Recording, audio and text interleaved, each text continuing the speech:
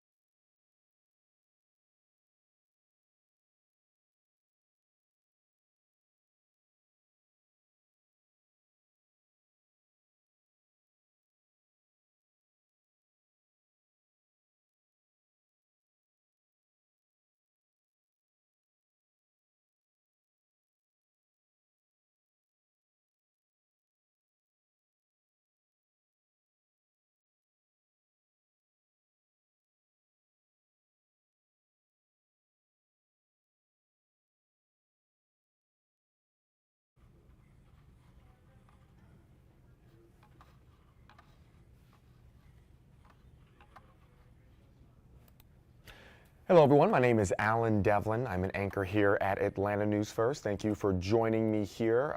We're going to go over tonight's top stories, top 5 stories here for your Wednesday evening. I hope it has been an enjoyable one so far. There's a lot going on out in Atlanta and across the world here tonight. We're going to talk about a few of them over the next 10 minutes or so, 15 minutes or so, and then we're going to let our first alert meteorologist, Patrick Pete, step in and tell you guys about some important stuff dealing with weather starting tomorrow, Thursday. We're going to have a first alert as far as rain comes through. That'll be what we'll be talking about here in just a short while. We're going to start in with some breaking news into our newsroom. This happened literally an hour ago. Atlanta News First was alerted to newly released APD body camera video of the shooting of a protester at the site of the Atlanta Public Training Facility. The shooting happened back on January 18th, and the Georgia State Patrol is the one that was involved in the shooting. They shot a person by the name of Manuel Tehran, and subsequent reports, an independent autopsy shows that he was shot about 13 times by GSP. And GSP do confirm that one of their troopers was hit in this shooting. It was an exchange of gunfire, according to GSP. The trooper was shot by Tehran, and then troopers returned fire, shooting and killing Tehran. This is a video. This is Tehran himself, that protester that died as a result of this shooting. And the video that was released today kind of paints us a better picture of what happened. Not necessarily, because unfortunately GSP themselves, they do not have body camera video of this incident. And up to this point, a couple of days ago, Tehran's family had been saying they want everything from this incident released. Any other videos that released, chopper video that was taken overhead, and what we got was APD video, body camera video from APD officers standing a while away from the incident. You can't see it, but you can hear it, and you can hear a rapid barrage of shots being fired or some kind of popping noise. We cannot claim or confirm or deny what those shots are, who was shooting them, or how many times a weapon was fired. But as we know, again, this gentleman was shot and killed that day. APD says this is the audio and the video of that incident. We do not see the shooting happen. We can just hear the audio of that go down. This facility has been scrutinized for a while from protesters who say they do not want it to go up. They say that it is a waste of space and money. They say that it is killing the environment, all the trees in that area. And they also say that they do not want or need more cops being trained here in Atlanta. They believe police are the problem. The counter to that, of course, is that the city and the police department has been very clear that they need a better facility to train their officers so that they can perform better for the community. And they say that, yeah, they're going to be destroying some of the trees, but they put forth a plan that will very, very adequately address any environmental concerns. And for every tree that they destroy, they will plant 100 more nearby. And so coming up at 9, 10, and 11 o'clock, we will have that body camera footage on air, at least the pieces of it that we can see and what you can hear. And we'll be able to take a look at that and kind of walk you through that beginning again at 9 o'clock on Atlanta News First tonight. The second story I want to jump into is a sad story. It's one we've been following for a while here. We now know that the body of a 16-year-old girl has been found and identified as the missing 16-year-old girl, Suzanne Morales. It is an unfortunate story we've been following for a while here. This is her. She's been missing since last summer. No word of her yet. The Gwinnett County Sheriff's Office came out, Gwinnett County PD came out, and they said, look, we've been looking for almost a year now. It's been 8 months or so. And they asked the family for dental records earlier this year. They found a body. They wanted to see who it was. They were able to identify the body they found as this 16-year-old girl. And it's devastating news to get into our newsroom. Now, I want you to look at this video here on your screen. This is the last time she was ever seen alive. On this security camera footage, walking near Norcross. This is the last time she was seen back in June. She hasn't been seen since. And her family's been desperately looking for her. There's been searches, there's been cries. You can see some of those people that knew her. If you've seen her, contact police. They have not seen her since, and now we get the tragic news that she has been found dead. According to police, Gwinnett Police, she was identified last night, and they're not ruling out foul play in this case. They're not ruling out that this could have potentially been a homicide. That is not ruled out because of how far away she was found from the last place she was seen, which was in Norcross. Terrible story. Our hearts go out to everybody who knew and loved this 16-year-old girl, and I'm sure that family is continuing to want answers at this time. Following up on another story, our third story tonight that we've been talking about here. For the last couple of weeks, it is tax season here in Georgia and across the country. It opened up a little while ago, and you've got until, I believe, April to actually file your taxes. I know a lot of you guys are out there waiting on your returns. You want to get them in as quickly as possible, but the IRS is saying not so fast. Here's why. They say that remember those COVID relief checks we got last year or the year before that, anything like that in the 2022 filing year?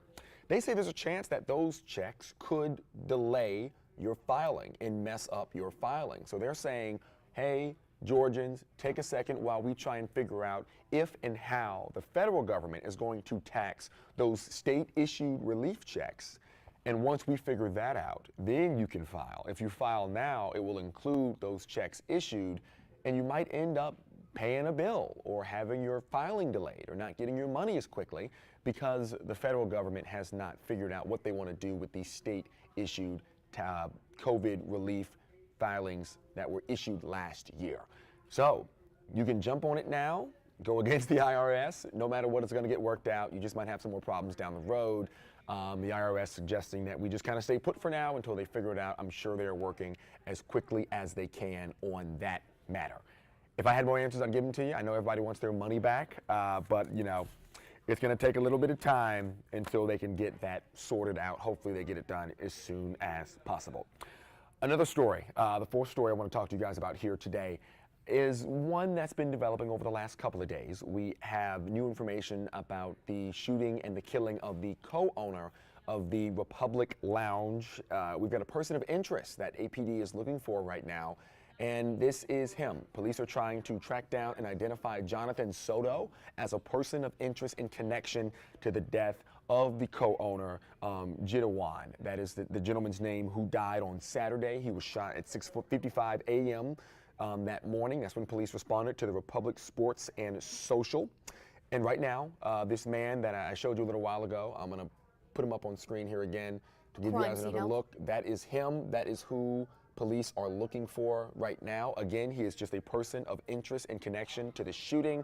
He is not a suspect. He has been not been named a suspect. No one has been named a suspect in this case, but we do know that the co-owner of that club passed away as a result of the shooting.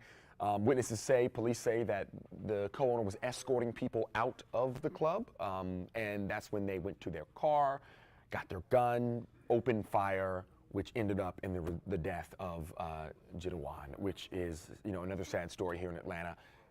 More questions and answers right now tonight. Unfortunately, we do not have a lot of information regarding any other information or any other shooters that might be involved in this shooting, in this homicide investigation. But that man, Jonathan Soto, right now, if you have any information on his whereabouts, you're asked to contact the Atlanta Police Department. He is not a suspect. He's a person of interest who might be able to be involved with the solving of this case. The last story I want to talk to you guys about is an international story. It's one of the lead stories internationally, and I'm sure you know about it. It's unfortunate. A massive earthquake that rocked Turkey and Syria right along the border a couple of days ago. That death toll has risen. It was, I think, on Monday, the last time I spoke to you guys on here, it was at 4,000. It's at 12,000 people now and counting. It's sad, it's devastating, and the images coming out of the area are hard to watch. As you can see by some of this, they're pulling this girl out of the rubble. She survived after being trapped for a long time. They got her. This is video of us sending help from the U.S. all the way across seas as much as we can to assist in this recovery effort. The buildings collapsing, the homes destroyed, the roadways also collapsing, make it a lot more difficult for the U.S. to get over there. CBS had video of dogs getting escorted off the plane to go sniff through all this rubble, because you can walk through streets and try and look through all of these buildings, but it's impossible to get to everyone as quickly as you need to. The temperatures are dropping there in Syria, they're dropping in Turkey, and you can't expect these people to just live under this rubble for long periods of time. It's not going to happen. These are devastating conditions, and it's extremely difficult to even make these rescues. And then here these people are fighting for their lives, buried beneath tons and tons of cement and concrete. But the U.S. is on the way to help, and they're going to do the best they can to make sure that this happens as quickly and as efficiently as possible. And as you know, I'm watching these images with you guys. They're pulling these people from the rubble, these people that have been saved. That looks like a small child who was rescued from a building. Before that, we saw a small teen girl. The entire city in both of these countries are just trying to figure out what they need to do to get this cleaned up as quickly as possible. And we will keep you guys updated as that story continues to move forward. 12,000 people is a whole lot to lose to one 7.8 magnitude earthquake, but Mother Nature can be strong, devastating, unpredictable, and unforgiving. All right, guys, that's kind of it for me here today. We just walked through those top 5 stories. Thank you so much for joining me. I want to now introduce meteorologist, First Alert meteorologist Patrick Peet, who's going to be talking a little bit about the weather coming up today, because I hear we've got a big day in weather starting tomorrow. Patrick, we got a first alert, right, man? Man, we have multiple first alerts over the course of the next couple of days. We're talking about rain pushing into the area. Listen, go ahead and get your umbrella on standby. First alert for Thursday. Another good news here, rain and an isolated rumble of thunder. There's not a severe weather risk, but it is enough to put a dampen on your day. And I know nobody wants to deal with that after we warmed into the low 70s today. It was fantastic out there. Temperatures were at 73. For a couple of hours. That was about 6 degrees shy of tying a record that was set back in 1957, I believe. So rain kind of dampening our parade here. On Friday, I think this is going to be the least impactful of the rain opportunities. There are going to be some showers, but guidance continues to put that rain south and east of the I-85 corridor, and that's mainly in the afternoon. So you're going to have a dry morning commute, not so dry for folks that are south and east of 85 as we head into the afternoon. And then we're watching for that first alert on Saturday, which Saturday is interesting because there's a lot of moisture that's going to funnel in. There's a big upper level low pressure system that's going to be rotating around us. And it's a cold core low. So that means in the upper levels of the atmosphere, the air is going to be really cold. At the surface, we're going to be cooler than we've been the last couple of days, but not quite cold enough for freezing. At least not for some of us. So some people have an opportunity to see a little bit of snow/wintry mix. The rest of us are just going to see this as a rain event. I'm going to break that down coming up in just a couple of minutes. Let's get through this forecast, which is going to involve taking a look of the lay of the land right now. And as you can see, first alert forecast for clouds continues to build in more clouds as we push through the overnight hours. Satellite radar expanded shows where that system is. That's going to bring us our first chance of rain as we head into the day tomorrow. You can see that area of low pressure spinning at the surface, moving through portions of Arkansas. Showers and thunderstorms strong all along it towards Louisiana. I've been watching. There's actually already been a confirmed tornado in Louisiana. There's a tornado watch that's stretched all the way into the Mid-South. So those folks are going to get this line a whole lot more aggressive than we're going to see this pan out as it shifts towards the east. Nonetheless, southerly flow out ahead is going to warm us into the mid-60s tomorrow, and we're still going to see the opportunity for strong storms, but that's going to remain to the south of our area. We're mainly going to be looking at this unfolding as a rain opportunity for us here in the Atlanta metro area, and even for the folks that are a little bit further to the south, so no concerns for severe weather. Here's how that's going to play out. We're talking about clouds building through the overnight, and as we get closer to around 7 o'clock, that's whenever those showers are going to start to move in. So I think it's going to be a good idea to have the umbrella nearby. Kids are heading out to the bus stop. Let them have that umbrella as well, as those showers are going to be a part of the start of the day. As we head into the afternoon, you can see the bulk of the moisture shifts to the south and east. So I still expect some spotty showers to linger, but folks that are in places like Athens and Griffin and Eatonton, you're going to have the better opportunities for that after lunchtime rain chance. And then by the time you're getting off, maybe thinking about stepping out for Thursday, or maybe you're just going to grab a bite to eat, I expect those clouds to start to decrease as that rain pushes on out towards the south and east, and we're going to have a relatively dry overnight. Here's a look at your Friday forecast, and here's some new information. This is going to be a different look at your Friday forecast than you would have seen if you were joining us at 3, 4, 5, or 6. What guidance has shown is that most of that moisture is going to stay well south of 85. So I think that folks that are in places like Athens and Eatonton, Griffin, Augusta, you're going to have that better rain chance as we head towards Friday afternoon. This is going to be around the time kids are getting out of school, so maybe you're rushing to pick them up, maybe you're getting off work early. Just be prepared for those showers south of the city. All that energy shifts on out, and by 9 o'clock, we're drying out. We're dealing with clouds, and we're dealing with cooler air trying to build in. And by Saturday, we're going to be downright cold. So here is a look at your first alert for Saturday, because we're going to start to see those showers becoming more widespread as we head through the evening, and then as we head into the early morning hours on Sunday, you can see some of those blues and pinks north of Atlanta. That's going to be that wintry mix opportunity. I think we're going to see any flurries. It's going to be folks in the mountains. Now, sleet is going to be possible a little bit further south, and I know we kind of do these explainers every once in a while when it comes to talking about winter weather. In order to get snow, think of it, the entire column. We've all flown on planes. So snow isn't just a surface-based thing. We're not just looking at the temperatures at the surface, but we're looking at the entire column of air. So think of me being in a spot and looking and measuring the temperature of the entire column of air all the way to the clouds. In order to get snow, that entire column has to be at or below freezing. What's going to happen is that upper level part of the atmosphere is going to be below freezing. We're talking about -5 degrees Celsius.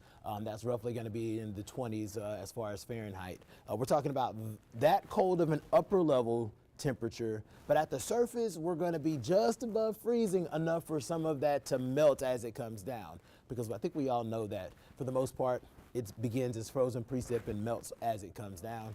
And that's what we're going to be seeing. We're going to see some of that sleet, some of those ice pellets as we head into extreme northern parts of Georgia that are just outside of the mountains. It doesn't look like that sleet is going to make its way all the way into the metro, so I'm not really concerned about that. We're just going to be dealing with the cold rain because temperatures are going to spend a bulk of the day in the 40s. And we're going to be watching this through early morning, and I do expect that precip to push on out pretty early. This model is a little bit slower on exiting, but it's just all signals are hinting at this exiting before lunchtime. So by Sunday afternoon, things should start to dry out. We'll actually see a little bit of sunshine, and temperatures are going to rebound into the 50s.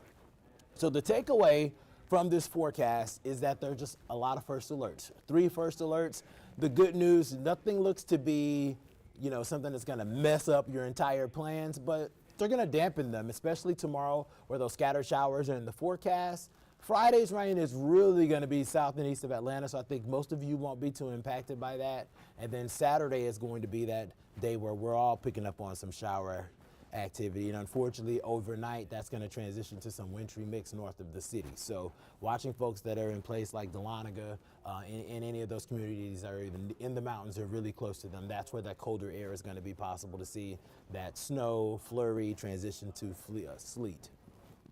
And then beyond that, the numbers get a little bit more agreeable by Monday. I know it sucks for the better days in the forecast to be days that you're actually going back to work, but Monday's daytime high climbs into the low 60s, which puts us a little bit above average. And then we're watching another system that's going to trickle in next week, Tuesday into Wednesday, and bring some rain chances late evening into early Wednesday morning. Looks like the second half of Wednesday tries to dry out. So as long as you have your umbrella on standby the next couple of days, we're good. There's not a severe weather risk with any of these systems the next 3 days. So this is really just going to be rain, maybe a rumble of thunder tomorrow, spotty showers on Friday, and then Saturday, cold, because temperatures are only going to get into the upper 40s at best. And then we're also talking about rain, making it a cold rain, and then north of the city picking up on a little bit of wintry mix as far as some snow flurries and some sleet. So we're going to continue to fine tune this forecast because we're getting data in. If you were with us yesterday, we didn't even have a first alert for Saturday because the rain chance Saturday looked pretty low, but whenever you have upper level low pressure systems, they're actually really tricky to forecast because literally and I wish I could, and I may actually show this on my Facebook page, but it shows that pool of cold air and it's not large at all. And that low pressure looks to be right over us. So with that placement of that low, it's going to mean everything as far as like bringing in that moisture. And that's all of the guidances continue to trend towards Saturday being a little bit wetter. So that we wanted to let you know as soon as we know. That's the whole goal of First Alert. Listen, Saturday's the weekend. We were telling you it was going to be cold. Now we're throwing some moisture in, and we want you to know as soon as we see it. And we started saying that last night. So there's still a little bit of time before our 9 o'clock show. Meteorologist Fred Campagna is going to have an update on all of this information that we've been fine-tuning the last couple of hours or so. And then I will see you at 10, and Fred is going to be on ANF at 11. So for now, we're going to leave you with this 7-day forecast so that you can do your screen grabs. Make sure that you make your plans for the weekend. If you're looking to get out and about this weekend and you're looking for a sweet spot, it's going to be sometime Sunday afternoon. It's going to be cooler, so don't expect the 70s. I can guarantee you that's not happening, but some dry time and in the 50s. I think it'll be pretty manageable Sunday afternoon. Y'all have a good day.